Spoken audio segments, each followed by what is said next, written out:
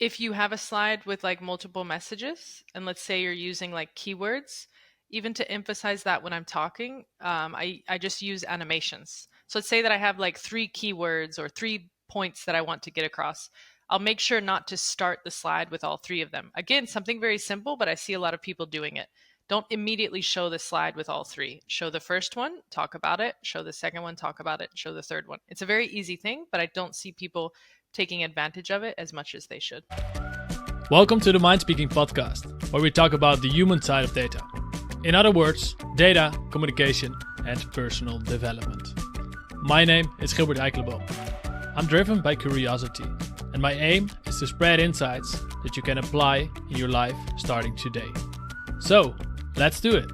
Let's start MindSpeaking. Today's guest is a very international guest. Her name is Christina Stathopoulos. She's Greek-American and living in Spain. But don't worry, this episode is not going to be in Spanish, but it's going to be in English, like you're used to. Christina is a thought leader and international speaker in the data space. She has had a career in advanced analytics, and after more than 5 years working at Google and Waze, she decided to move on her own. Next to that, she's also the academic director and adjunct professor at IE Business School.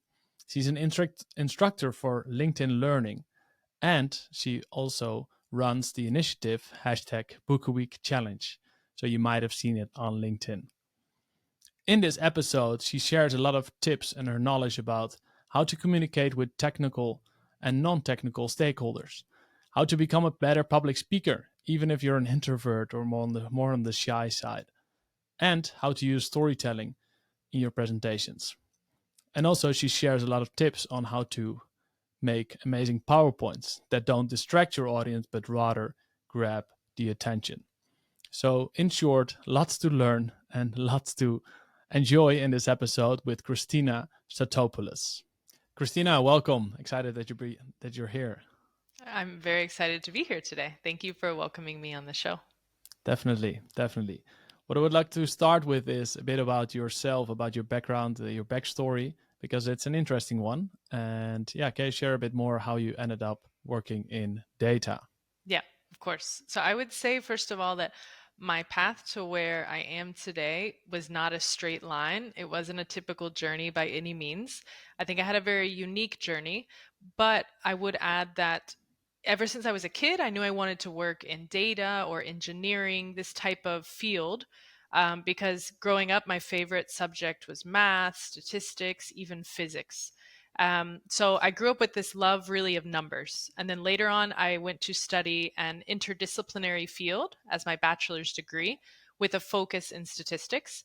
And I consider statistics to be like the original data science before all of these data science programs existed. And then when I graduated in North Carolina, which is where I'm from in the US. I decided to move abroad to Madrid, Spain. I was 22 at the time. I was quite young. And I started at first working in other things outside of my field because my priorities were very different at the time. At the time, I wanted to learn Spanish, I wanted to travel the world. Both of those that I think I've accomplished. I'm fluent in Spanish now, and I started with nothing. And then I've also traveled through 56 countries. I'm trying to get to all of them, so slowly working my way up. But after a couple of years of that, I came back to the data world and I decided to pursue my master in business analytics and big data at IE Business School in Madrid. And from there, I pivoted straight into the data world professionally. First, I was a systems engineer at SAS, then a data engineer at Nielsen, and then finally, I held data roles at Google and Waze. I was with Google for over 5 years, but I actually left Google at the end of 2022 to start my own, what I like to call datapreneurial path. I like that name. And what makes me very curious why you're leaving Google or why you have left Google. Because if I ask a random data scientist or data analyst or engineer on the street, what is your favorite company to work on or where would you love to work? They often mention Google. So what made you leave Google? Yeah, this is a great question, and I get asked this question a lot. And just exactly like you said, Google is a dream place to work for most people, including me. And I'm very, very grateful for the time that I spent at the company. I took a lot of learnings and a lot of experiences from it. But I would say that I decided to leave due to a mix of factors. And what I can do is take you through my thought process, because it's not an easy thought process to leave Google. It's pretty difficult because it's a comfortable environment. I really enjoyed my work. I loved my team and so on. But so I was there for over 5 years. And I would say that in general, it's typically not beneficial for you to stay at a company for long, even if it's Google. I still don't think it's beneficial to stay because companies sadly do not reward loyalty. Um, I don't agree with that. They should change this mindset, but it's just the way that things are. So they don't reward loyalty. And I think the best way for anyone to grow professionally is and to move up in their career is to, what I like to say, is jump ship. So change your company strategically every 2 to 3 years. I think this is the quickest way to grow your responsibilities, to grow your compensation much, much faster than if you just stay in one single place of employment. Like I said, I had been at Google for over 5 years. I thought it was more than due time for me to try something else. So that was the first step in my thought process. Secondly, then, when I was evaluating my next step, my change, I considered going to another company.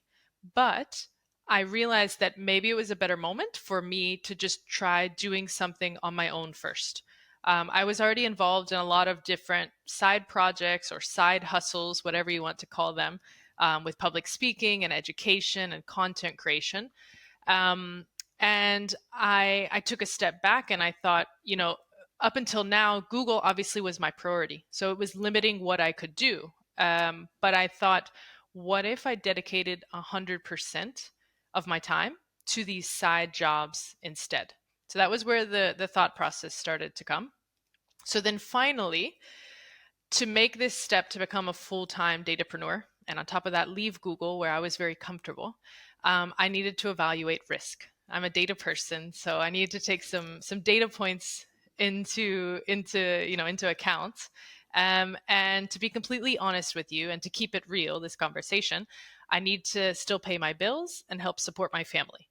And when you take the step into entrepreneurship, you don't have this monthly or weekly paycheck coming in. And so at the time, I had all these side projects. So I knew that I had things lined up, but it wasn't going to match the compensation package that I had at Google. So bringing this even more to a personal level, my husband and I have been saving to buy a house. And we have this savings. So I saw this as my support system in case things don't work out. So I could always fall back on those savings before then landing a new corporate job in case it didn't work. So that was like my entire thought process. This mix of circumstances made it a good moment for me to try going off on my own.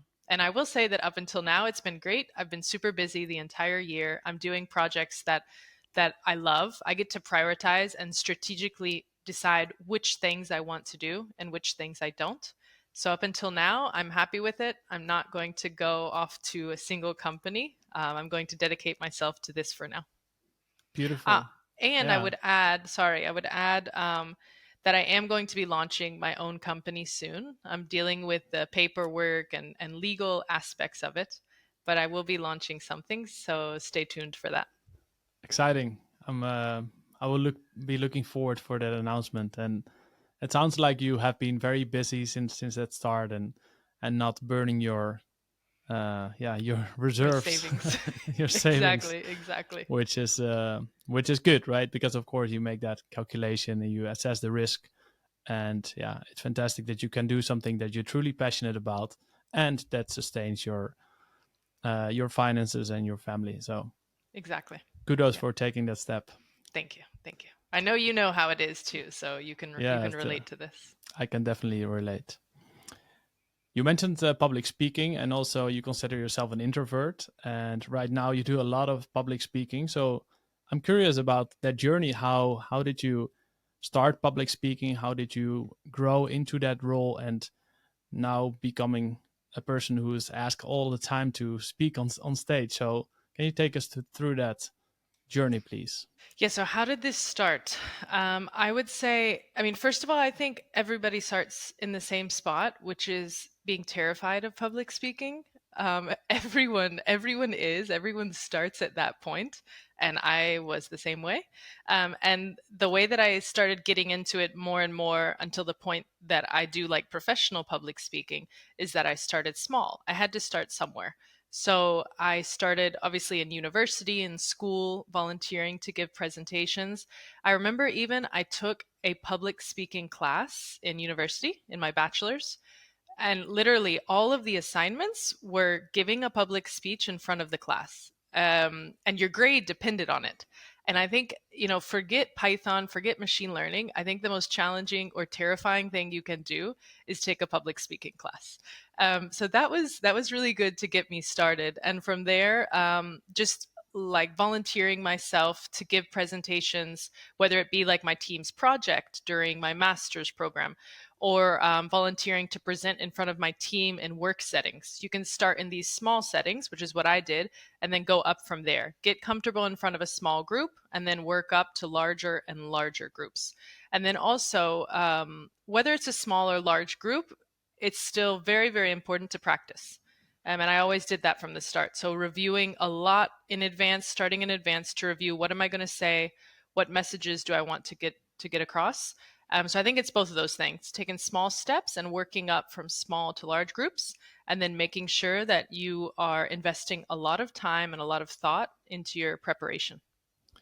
So it sounds like you have done a lot of volunteering, and I can imagine for people listening and also knowing myself that it's so much easier to say, yeah, you can go, you can go take the Yeah. stage. I'll do the next presentation, maybe. Um, what gave you the courage to volunteer, and what do you want to say to people who might want to develop the skill but are still on the frightening side? Yeah, I mean, and this goes back to everybody being terrified of public speaking. We all have that same fear. You're not the only one. I'm not the only one. To get over this, I mean, I think, first of all, like you said, it's very easy to just pass it off to someone else and say, oh, I'll do the next one. You can do this. But I think you're making a mistake if you're not at least taking advantage, especially of these smaller, less risky situations. So if we're talking about like maybe presenting a project in front of the class, what is the risk that you have there? Not a whole lot. I mean, maybe if you really fail, you'll feel embarrassed in front of the class. But to be honest with you, everybody's going to forget within a week. And that's it. It's a very like low risk, but high reward situation. Whereas maybe at work, you're starting to get into riskier situations where there's a lot more on the line. But start maybe with these these low risk situations with high reward, because the reward really is you getting practice out of this. And I think everyone should think about like what's the worst that could really happen. I think the risks are just much lower than the reward behind it. And once you get started, it gets easier every time. The first few times is tough, but from there, every single time more, it becomes easier to do. I'd love to hear a bit more about the preparation, because you mentioned you think about what you actually want to say, what is the key message. Can you take us through a general rehearsal or preparation from your side when you do a data presentation or even a presentation for Yeah, bigger audiences? of course. So my preparation, this is what I recommend to others. It works for me. So what I usually do is when I'm putting together a talk, particularly when I have all the slides ready, I've got my whole flow ready to go. I then, because I'm usually working with slides, I like to use visual elements when I'm speaking to help more with the storytelling aspect, to have visuals present. But then what I do is I literally write down what I want to say word for word. Not that I'm going to use this later, I'll explain that. But first I write down word for word, what am I trying to get across? And I write out the entire talk. Even if this is a 40-minute talk or an hour-long talk, I literally write it out. Once I write it out, because this forces me to put down my ideas in a very clear way. Then I read through that a few times to have it like stick in my head. And then from there is when I start actually practicing out loud. And I don't necessarily need to read the script that I wrote, because that's not what I do when I go public speak. Usually what I do is I'm practicing these ideas that I wrote, but what's sticking in my head is the ideas. I'm not memorizing word by word what I'm going to say. And so I start practicing this speech that I already wrote out earlier. I practice it over and over out loud. So I'll physically maybe stand up in my office and put myself almost in like a simulation to pretend that I'm giving the talk. And even a bonus is if you can do it in front of a mirror and you can see how you're doing it, but looking at yourself. So I think these types of tips really help me, and it might help others as they're preparing for a talk or a data presentation. I like that you emphasize to stand up and have like a real life scenario, right? And make it as Exactly. real as possible, because then your body gets used to that feeling of standing up and delivering the presentation as if you are delivering the presentation, and you Exactly. feel more comfortable. Yep. And do you get feedback? Because you mentioned I speak out loud. Do you get feedback from others on the script or on the delivery? What's your approach? It's a good idea to get feedback. The problem is, for example, like I could ask for feedback from my husband, but he doesn't work in the data world, so he doesn't really understand all of this. If I had, like my husband or a best friend who worked in this world, I might ask them to give feedback, but I don't. One thing you can do though, and this is what I would recommend, especially for people just starting out, like in the classroom or in a work setting, is during your next presentation, ask someone to record you.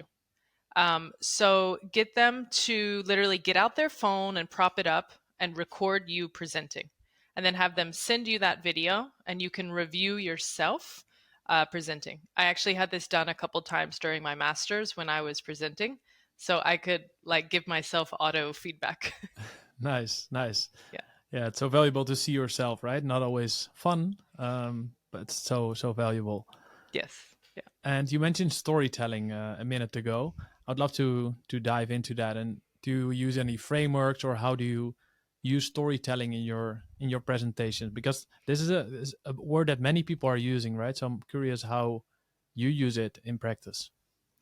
Yeah, storytelling, I think, is something that I try to incorporate into all of my talks. And even if it's like a data presentation, data storytelling is fundamental. It's key because storytelling is how you make an audience really connect with you and you draw them in to what you're telling.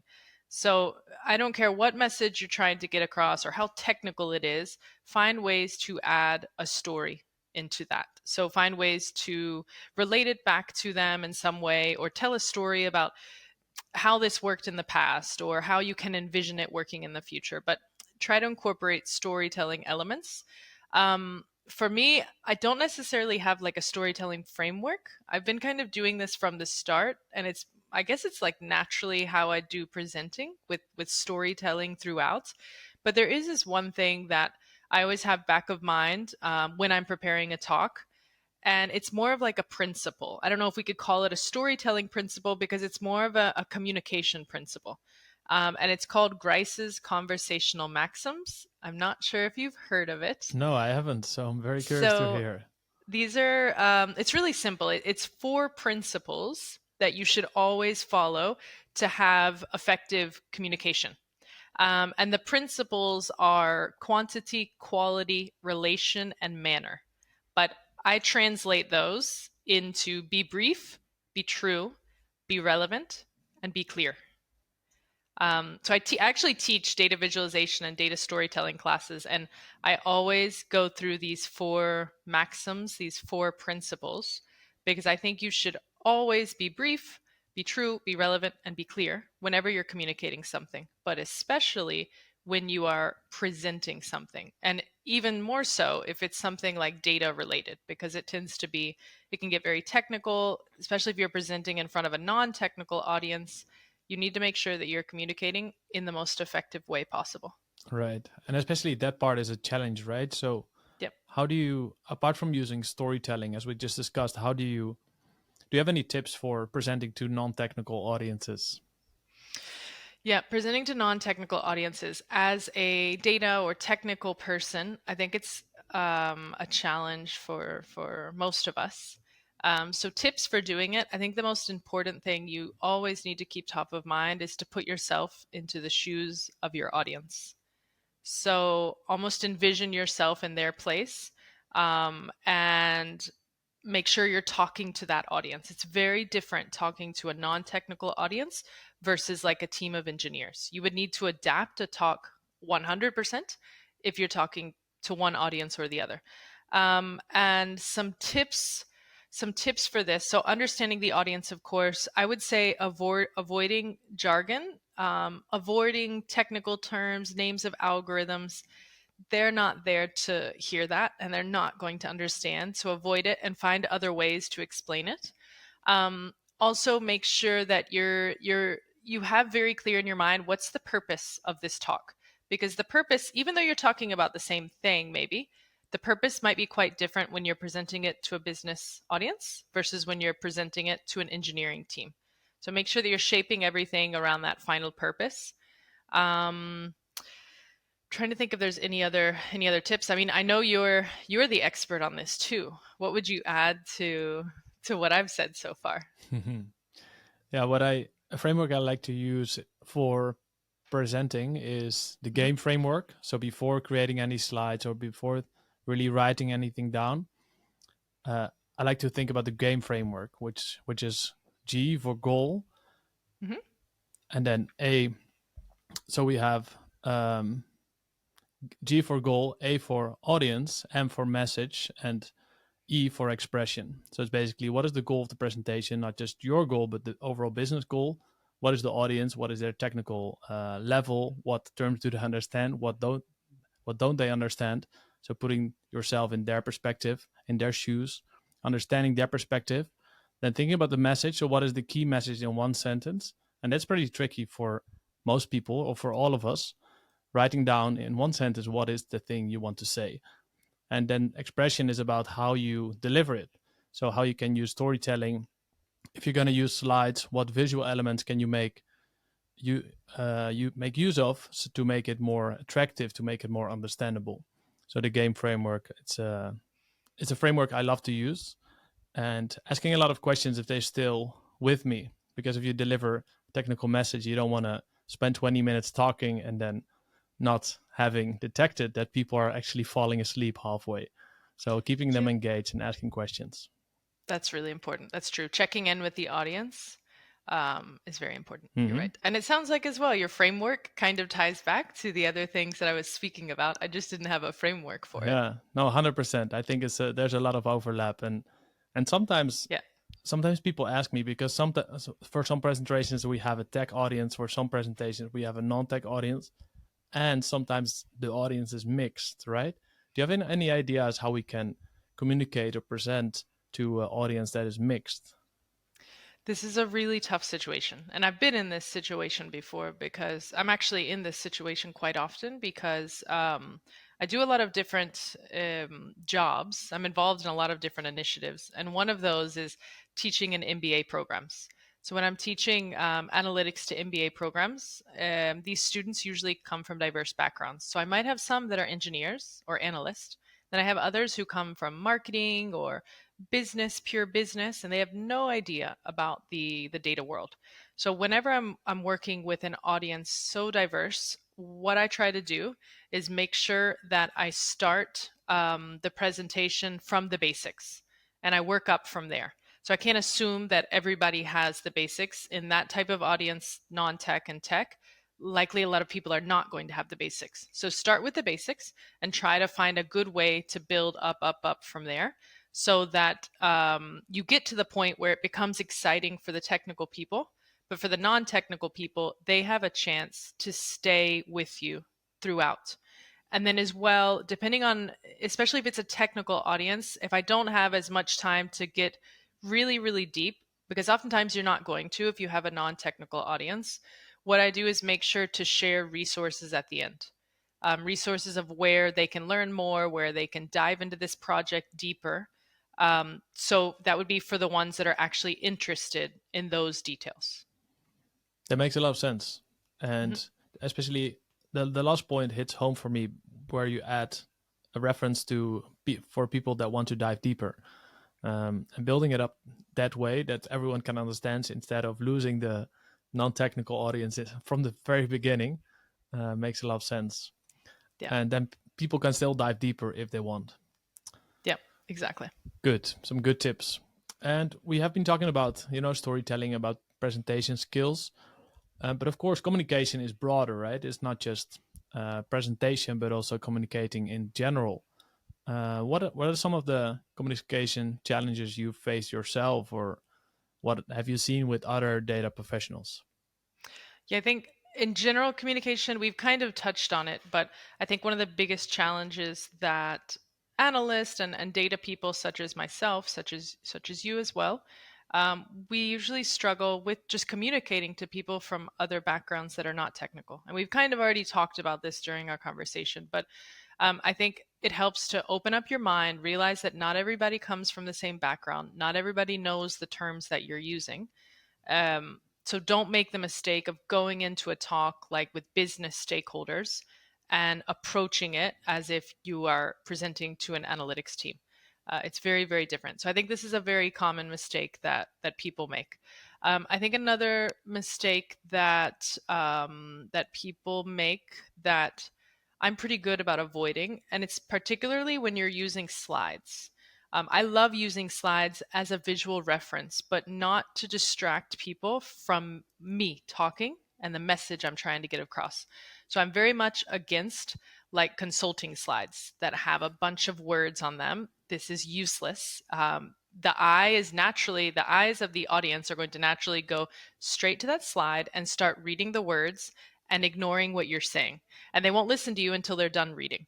So try to avoid that and instead use the slides as just a visual reference. So oftentimes when I'm using slides, it might be like a picture that represents what I'm talking about, or it might be very simple diagrams or a couple keywords. But I really try to avoid these what I call consulting style slides. Mm-hmm. I don't know what you think about those. I can imagine what your thoughts might be on this, but Yeah. So what a mistake that I think many people make is to create one slide deck that is both the visual aid for the presentation as well as the deck that is sent after the presentation via email. So for two different purposes, one supporting the presentation and two reading if you have missed the presentation, you were using the same thing, which is a big mistake because both then don't work, or at least one of them doesn't work. And usually it's a visual aid for the presentation because we end up writing a lot of information on the deck. Otherwise,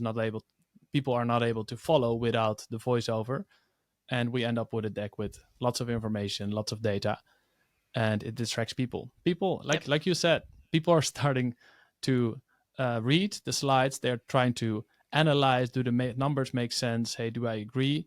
And we completely lost our audience. So it's so important. I agree with that. You are the presentation, right? The slides are not the presentation. exactly. And And I yeah, was going to add on what you're talking about as well. If you have a slide with like multiple messages, and let's say you're using like keywords, even to emphasize that when I'm talking, I just use animations. So let's say that I have like three keywords or 3 points that I want to get across. I'll make sure not to start the slide with all three of them. Again, something very simple, but I see a lot of people doing it.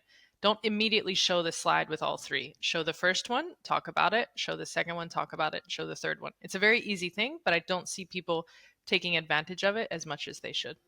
definitely. It's such a good point because indeed it's not difficult to do or complex, but it makes such a big difference. Yeah, And you also get the ability to build some tension, right? To build storytelling, make people curious. What is going to be the third one? Maybe for exactly. some point it doesn't work. It's more like a three different bullet points, 3 points that you want to make. But if it's more like a story, like yes, this happened, sales went up, and also for this product, it's also going very well. However, for this product, we see a big decrease, and this is how we should solve it. And then you have a little data story, right? And Exactly. if you show everything at once, you kind of give the end away of the movie, and people are not so curious anymore, or at least the impact is less. So I love the Yes. point that you're making. Yeah. Hmm. Any because we can move on to the next topic, but I'm wondering if there's anything else. Do you have any other tips about animations, about how to create effective presentations, and how do you come up with the visuals? For example, you mentioned I often use a picture Mhm. How do you get to that picture? What are the steps you take in your head until you find the picture and add it to your PowerPoint? Yeah, you're trying to really dive into my thought Yes, I process. would love to get into the mind of Christina. So I actually dedicate a lot of time to my slides. I do a lot of teaching at universities, and I very often get comments from students like, "Oh, how beautiful your slides are," because I dedicate a lot of time making them really nice. Um, and it's all through like visual aids, like I said, with very few. You're not going to see like a paragraph written across my slide. How do I find visuals? Even just like websites like unsplash.com. So these, once I know what I want to talk about on a slide, the key messages I want to get across, I Hmm. start searching for keywords first. So I don't know, let's say that I am talking about, I don't know, reading on the beach. I start searching keywords and see what types of pictures pop up and which ones really resonate with the message I'm trying to get across. And I'll find the best one to use and I'll put that on the slide. So it's kind of like my thought process when I'm using just like a picture, which I do often do because it just helps as I'm telling a story. If I'm using more like slides with a graph, a chart, showing something with data, those I make sure that, simple is best. Keep it very simple so that the audience doesn't have to spend a lot of time studying the graph. I see this happens quite often that people will put like a very complicated graph or with a lot of annotations and labels and things, and the audience quickly gets lost in it. So make sure especially if you're presenting it, you use a simple graph. And if you're going to use things like annotations or you want to highlight certain pieces of the graph, do it in steps, which is what we were talking about with the animations. But don't immediately throw on everything. Kind of build up the message to the final that you want to show on the slide, but find a way to do it step by step. I think those are two of the like main things I do with pictures, with graphs and visuals like that. And then as well, I sometimes if I'm doing something like a bullet, kind of we talked about it before, but let's say you have 3 key points you want to get across. I will literally just put the words on the slide and make it almost like dramatic that they appear. So something like we spoke about before with Grice's conversational maxims, there's 4 of them. So I would find a nice way on the slide to design it where I'm only one at a time throwing on each of those principles, but just the word of the principle, maybe with some nice design around it, and then I explain it, but I don't write out across the whole slide what each one means. So that's my thought process when I'm designing Awesome, my awesome. slides. And you mentioned the website Unsplash, right? Yeah, It's and a I know website. there's many more Yeah, websites as well yeah. to use. Pexels is also a good one. Yep, Pexels.com. yep. Beautiful, beautiful images. So search well, and then your PowerPoints become as beautiful as the ones of Christina. Um, I would also love to speak about your challenge, your initiative, Book a Week Challenge. I know you're a Mhm. very curious person, always looking to learn. Yeah, I think you call yourself a lifelong learner as well. Um, Maybe before we start talking about the Book a Week Challenge, why is lifelong learning meaningful or important to you? That's a good question. Why is lifelong learning important to me? I think because there's so much to learn in the world. Like there's so much that I don't know and I don't understand. And I'm naturally curious to know. So the only way that I'm going to do that is by studying, is by learning. I think it goes back to the same reason why I like to travel so much. I travel, and when I travel, I literally do as much tourism of like history and museums and typical monuments and things because I'm curious to learn about these new places and their history and their people. So I think it's just natural for me to want to know more about everything around me. And that just goes back to lifelong learning. Also, I would Hmm. add that the more you learn, the more you realize you don't know. Yeah. This happens in the data world too. Like you start off becoming a data scientist, data analyst. You might hit a point like a peak where you're like, oh, I know everything. I'm great at this. And then the world suddenly opens up and you realize how much more there is out there. And you just start realizing more and more like how much you don't know. So it's just this, I guess, a continuous journey for me to continue learning. Hmm. Beautiful. And one of the ways you can learn, of course, is through books. Yes. and you've read many of them. Do you know a number? How many books you've read in total? I have it on my I'll have to look. I have it on my Goodreads account. I don't know if you do you use Goodreads? I don't. Well, yeah, just Okay. when I publish my book, but Okay. I don't write reviews there myself when I read books. Okay. I use it to organize. I'm actually looking at it right now so I Hmm. can give you a Yeah, number. So I've let's see. How exciting. It many? must be a very high number. I can't find it on here. Currently reading. I'm gonna have to look at it later, but Sure. I think it's like 300 and something. Yeah. Just Yeah, to throw a word out there. I lots. think it's 300 and something. Right. Um, but I only started, well, years ago I started. So hopefully I can get that number up even more. Yeah, no, definitely you will increase it because you're doing this book a week challenge. Well, tell us about it. What is it, and what made you start this? Yeah. So the Book a Week Challenge, it's hashtag Book a Week Challenge. It's on LinkedIn. It's a this challenge that I host over LinkedIn. And actually it started as a personal goal that grew into a community initiative. To give you a little bit of context, I used to love reading as a kid. I was a very odd kid that I always had a book with me. Like you didn't have to force me to read. I loved going to the library. And what happened is later on in life, when I was a teenager, as typically happens, we find other priorities at that age. I wanted to be with my friends and do other things, so I let reading go. And later on, like end of college, I started to realize how much I missed it. So I started this challenge to get myself back into reading, and then I started publishing about it, sharing my readings on LinkedIn, and eventually created this whole book a week challenge for others to join. And the idea of it is to really foster better habits, whether that's reading or not. I think reading is a great habit to have. It's great for continuous learning, but it's to help push you to pick up good habits and have this continuous learning mindset. And then also for me, I use it as a way to disconnect from electronics. So I only read physical books. My place is full of physical books, lots of bookshelves all over my house, because it gives me a reason to not be on my phone, not be on my laptop, and disconnect. I think that's very important today because many of us have problems disconnecting. We can't. So I can encourage others to do this. I also started the Book a Month Challenge. So hashtag Book a Month Challenge.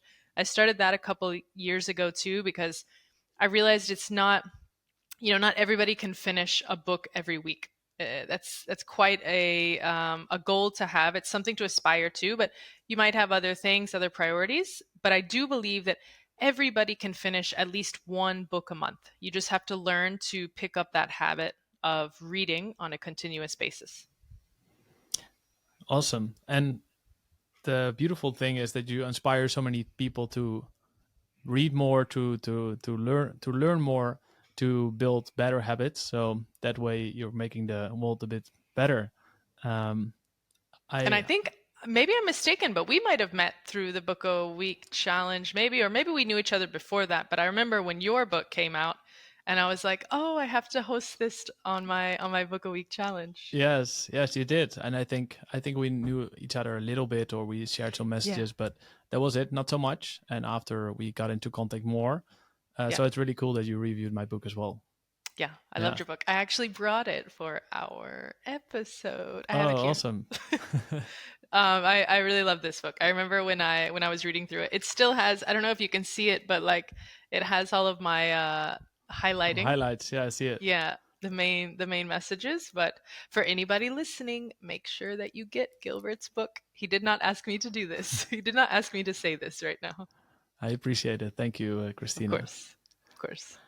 Yeah, so we go from reading, which takes time, which you have time to reflect. Now we go to a rapid fire round, which with a little bit less time to think, with different questions, with quicker answers. Are you Okay, ready, Christina? I will do my best. All right. Yes. What is one thing that surprises people about you? One thing that surprises people about me is typically that I'm an introvert. So I think people assume I'm an extrovert because I do public speaking, because I'm very like public on LinkedIn and so on. But in reality, I'm an introvert. I much prefer being at home alone with my books. Nice. You're a avid traveler. What do you have a favorite place to travel? For me, this is a really difficult question, but I would say that my favorite place to travel is Southeast Asia. I've spent quite a lot of time there and traveled all around the region. I'm actually going in a few weeks. Exciting. In 2.5 weeks from now, I'm off to Southeast Asia again. I think my favorite countries to explore there are Thailand, Malaysia, and Hong Kong. Awesome. What is your number one place, thing, or person you go for learning? Um, does my bookshelf count? My It does. bookshelf, It my does. bookshelf is the best place to go for learning. It grows much quicker than I can keep up reading books. Even reading at one book a week, I cannot keep up with it. So All right. definitely my bookshelf. All right.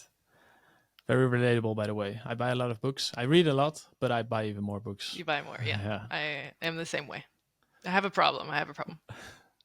What is the first career you dreamed of having as a kid? The first career I dreamed of was an engineer, actually. So Engineer. when I was a kid, quite young, my favorite classes were like math, statistics, physics, and I wanted to be an engineer. And I remember at the time being one of very few girls dreaming of being an engineer. And I didn't know what type of engineer because at that time I didn't know there were different types, but I knew I wanted to be an engineer. What are some of the best decisions you've ever made? Oh, best decisions I've ever made. I think I didn't realize it at the time, but when I moved abroad to Spain, I did not know what to expect, and I took this huge risk to move here at the beginning of my adult career, and it ended up changing everything for me. I never would have imagined that I got to the point that I have now in a foreign country, in another language, and so on. But it's really helped me grow as a person and grow professionally. If you could turn back the time and talk to your 18-year-old self, what would you tell her? Oh, this is a tough question. What would I tell my 18-year-old self? I know this is rapid fire and I'm not being fast. I would tell my 18-year-old self to keep following her heart.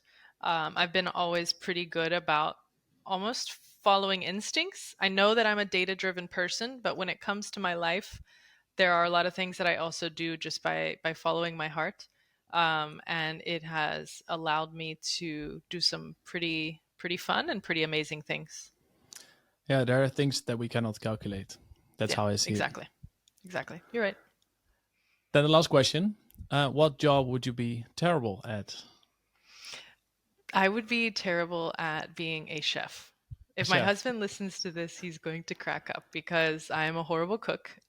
Thank goodness my husband is a good cook, so he handles the kitchen and I can do other things. Yeah, you picked your husband well. Yes, yes. Strategically, strategically. Strategically, yeah. All right, good. We're getting to the end of this episode. I'm curious to find out where can people connect with you or follow you. Yeah, I recommend LinkedIn. It's the one social media that I stay active on.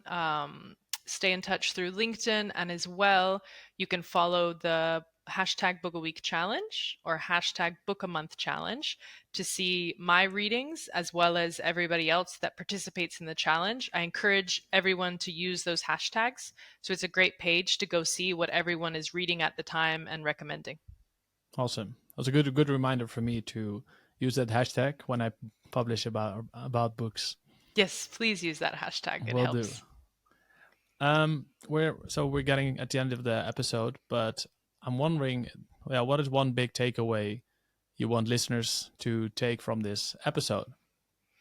I think because our conversation has been geared a lot towards communication, the one message I would get across is just to make sure that you don't forget the importance of working on your communication skills. Even if you are a technical person, you're a data analyst, you're a data engineer, you're great at Python, you're great at machine learning, whatever it may be, don't put aside the importance of communication because communication is what's going to help you stand out and it's going to open doors for you professionally, much more so than all of these other things are important, but communication is what can really set you out, set you apart from others in the end. Thank you very much. I once read a line that said, hard skills will get you the job and soft skills will get you the promotion. And in my experience, that is right. It's quite true. Yeah. That is a really, really good quote. I need to remember that. Yeah, good. Well, Christina, it was a pleasure. We talked about a lot of things. I really enjoyed hearing your perspective about travel and how it helps you in the data world and in life, about learning, about picking up new habits, how to communicate with stakeholders who are technical or maybe less technical, and even when they're mixed. We talked about how to use storytelling, very practical tips about slides. So it was a great conversation. I really appreciate you taking the time to sit here in this virtual room. So again, thank you very much, and let's speak soon. Of course. Thank you so much for having me on. I love the conversation. Thank you, Christina. You're welcome. Do you want people to listen to your data and increase your business impact? Then take my free email course or do the quick self-test of your data communication skills. Go to mindspeaking.com and start learning today.